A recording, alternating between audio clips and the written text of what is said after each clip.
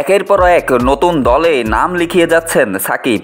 বিপিএলের পর এবার ঢাকা প্রিমিয়ার লিগেও নতুন দলে নাম উঠেছে সাকিব আল হাসানের। ধানমন্ডি ক্লাব থেকে এবার তিনি যোগ দিয়েছেন লিজেন্ডস অফ রূপগঞ্জে। গতকাল যুক্তরাষ্ট্র থেকে অনলাইনে দলবদলে অংশ নেন সাকিব। তবে লিগে তার খেলা নিয়ে রয়েছে অনেকটাই শঙ্কা। দেশে ফেরার ঝুঁকি না নেয়ার কারণ হিসেবে জানা গেছে সাকিবের বিরুদ্ধে বর্তমানে একটি খুনের মামলা রয়েছে, যা তাকে দেশে ফিরতে বাধা সৃষ্টি করছে।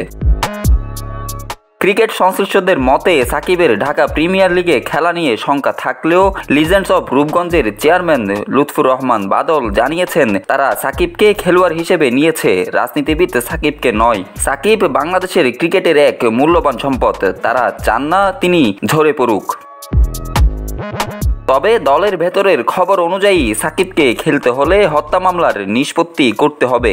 এসব পরিস্থিতি সত্ত্বেও অনেকের ধারণা সাকিব নিজের কেরিয়ারের আলোচনায় থাকতে এবং মিডিয়ার দৃষ্টি আকর্ষণ করতে এই দলবদল করেছেন।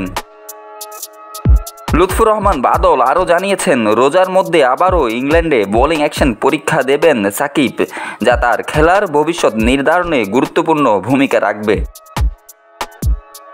Desk report, news now sports.